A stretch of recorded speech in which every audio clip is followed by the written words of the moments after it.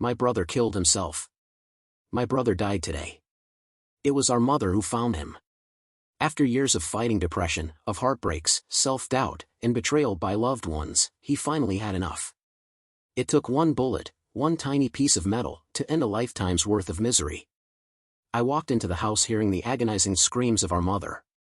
I ran up the stairs and into his room. I saw her holding her baby, begging him to breathe. The blood, my God, the blood. It was everywhere. It was splattered on the wall behind her. It almost looked beautiful, all dark red on an old and beaten down white wall, like an unfinished painting. His blood was all over our mother. She cradled his lifeless body, screaming over and over, "Breathe. Please breathe." It didn't take long for the ambulance and the cops to arrive. They had to pry our mother's hands off him.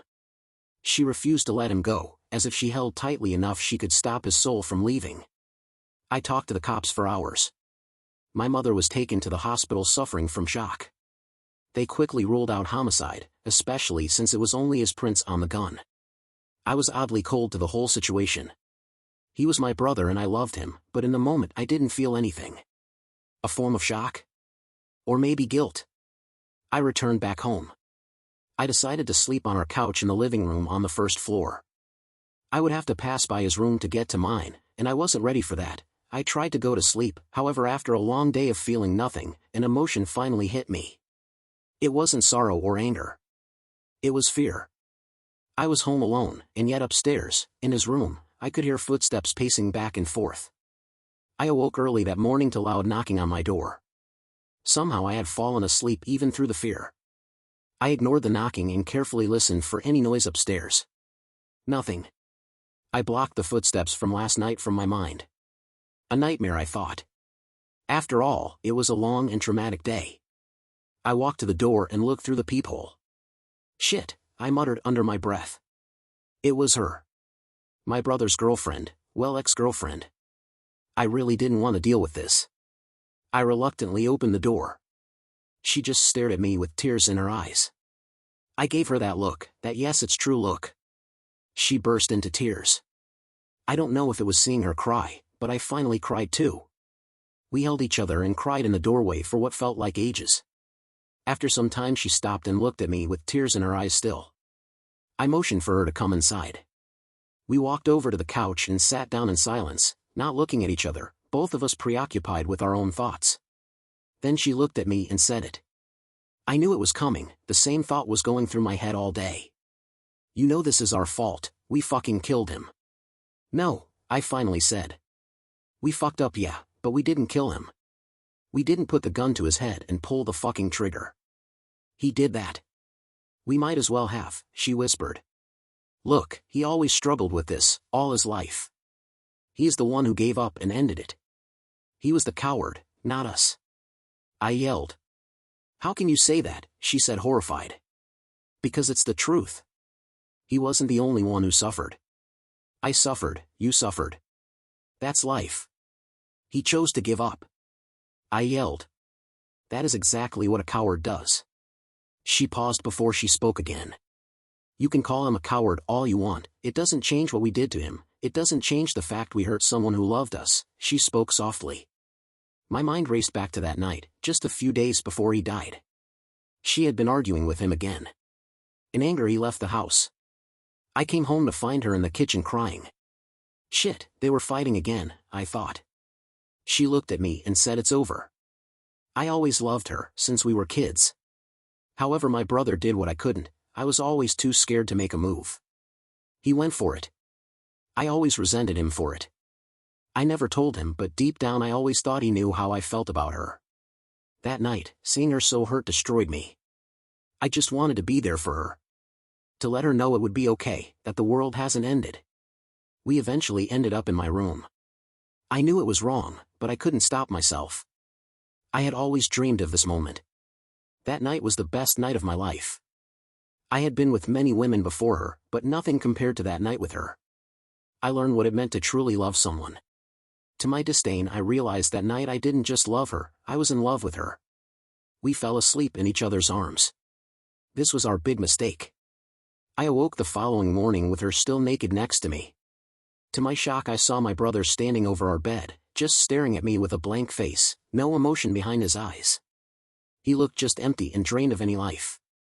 She stayed with me the rest of the day. We didn't talk much, we were both still trying to accept that he was gone.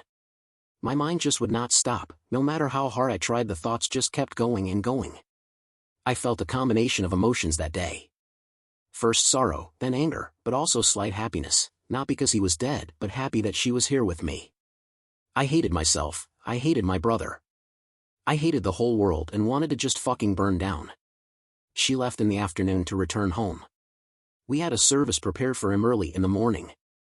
I was alone again. I decided to make a quick trip to the hospital in order to check on our mother. She had thankfully gotten over the shock and just entered the grieving phase. We sat and just cried together.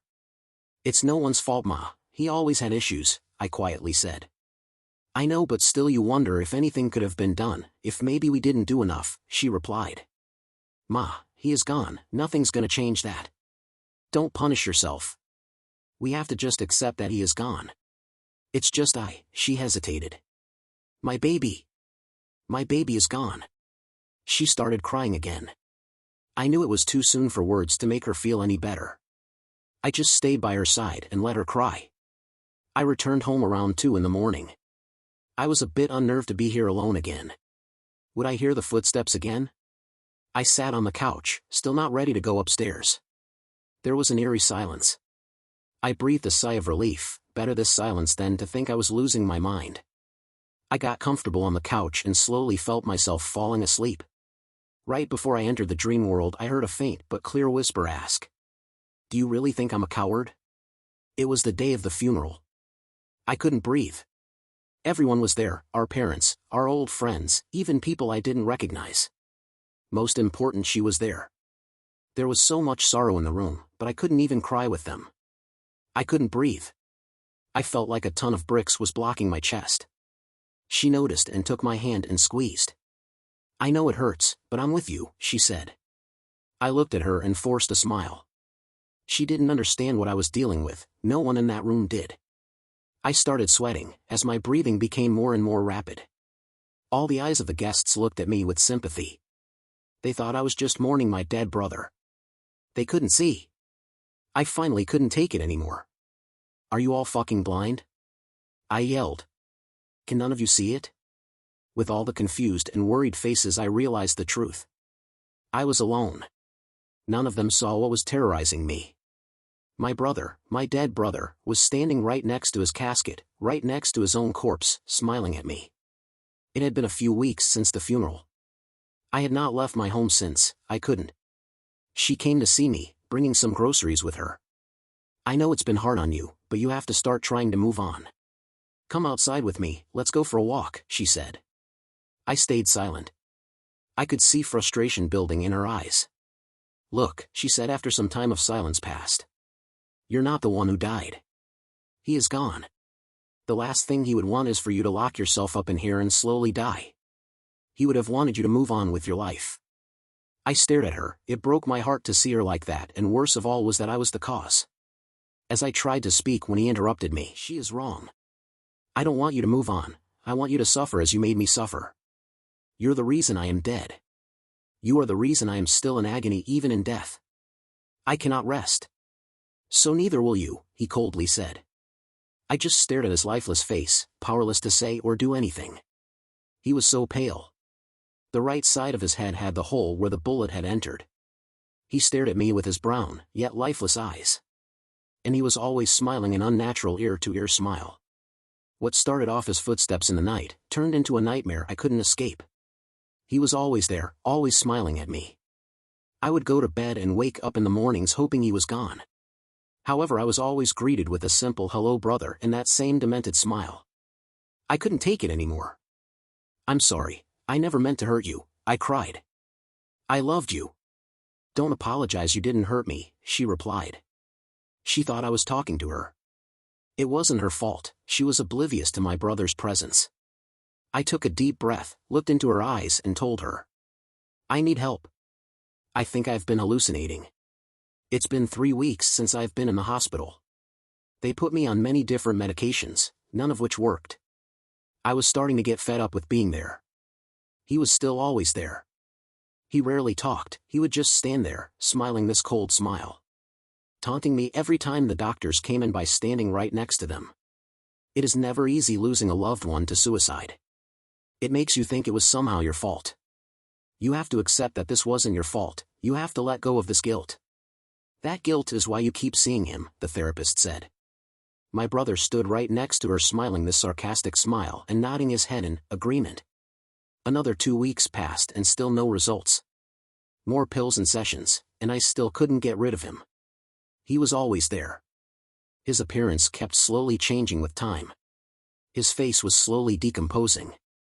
The skin on one side of his face was half peeled off and hanging.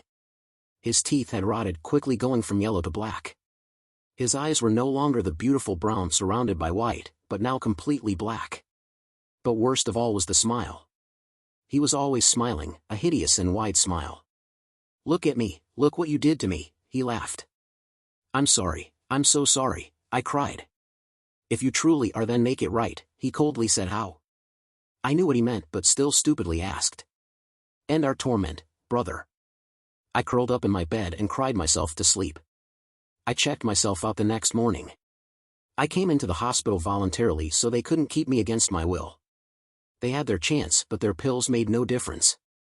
I found myself standing in front of 2 bronze doors. My brother was now unrecognizable. He looked like a smiling corpse. Half of his jaw was missing flesh, exposing some of his black teeth and some bone. Half his skull was visible with just a few strands of hair on his head. His exposed bones still clearly showed the bullet hole. Yet he was still always smiling his tormenting smile. "You can't get rid of me like this, there's only one way. Please set us free," he said. I ignored him and walked through the doors. Finally finding my courage, I took a deep breath and walked towards the priest. I explained to him everything. I told him about my brother's suicide and how he haunted me day and night. "Is he here now?" asked the priest. "Yes, he is standing right beside you," I quietly replied.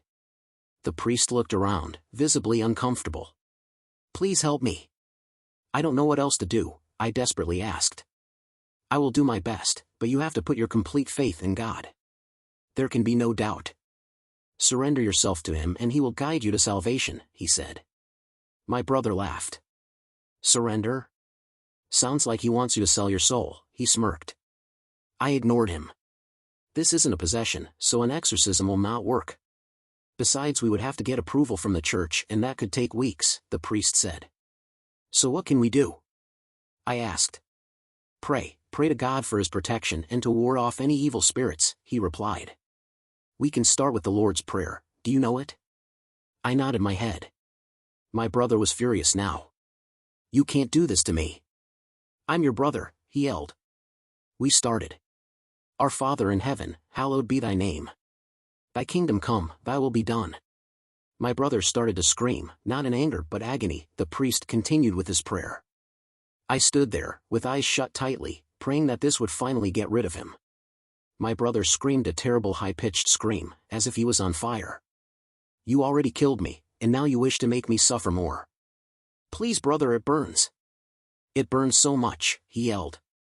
His screams were horrifying. I never heard any scream like it. It sounded like the pain he was in was no pain that man could inflict on each other. I kept my eyes closed. I hated what it was doing to him. He was still my brother, but I needed to be free of him. I needed relief. I opened my eyes and was mortified at what I saw. My brother was burning, his rotting flesh was burning off agonizingly slow. His screams only got pounded as I saw his flesh burn to the bone. The priest continued his prayer but looked at me with concern. My brother continued to burn, bones were all that was left, but they were slowly charring before my eyes. He took a step towards me, but as soon as his foot landed on the floor, it crumbled to ash, as his body fell onto the floor. His skull looked up at me as he reached out with one hand before the rest of his body crumbled to ash as well. Just like that, he was gone. It was quiet now. The priest was no longer praying. All you could hear was my heavy, panicked breathing. He finally spoke. "It's over, you should go home," he said. He tried to keep his voice calm, but he could not hide the slight trembling in his voice. He was afraid. But he looked like he wasn't afraid of what happened, but rather afraid of me. Why would he be? I took one last look at him, then the floor where my brother was, and without a word I walked out of the church. I made my way back to our home. This nightmare was finally over. I still had so many questions. What caused this? Was that thing even really my brother? And where's my brother now? In the moment it didn't matter, I was just happy it was over. I decided to finally go to his room and clean the mess he left behind. I braced myself before opening the door, ready to see the terrible scene of dried blood everywhere. What greeted me when I opened the door was worse than I could have ever imagined. Right there at the end of the bed, was my brother sitting with his cold smile. You can't get rid of me. I know. The only way this ends is if you make it right. I know. So do what you have to do. I will, brother. I called her. I told her I was hurting and I didn't want to be alone. She came over right away. I motioned her in. She sat on the couch and I thanked her for coming. I didn't want to, but I knew what I had to do to make it right. She was sitting on the couch faced away when I slowly walked behind her and pulled the trigger. My brother stood next to her body. Almost there, brother. I looked at him and then glanced at her still body on the floor. There was only one way to end this, one way to make right what we did. I slowly placed the gun in my mouth. For the first time I felt no fear, no panic, I felt cold, like my dead brother. I thought about my mother, I thought about all the decisions I made that led up to this, and then, with my eyes closed, I squeezed the trigger.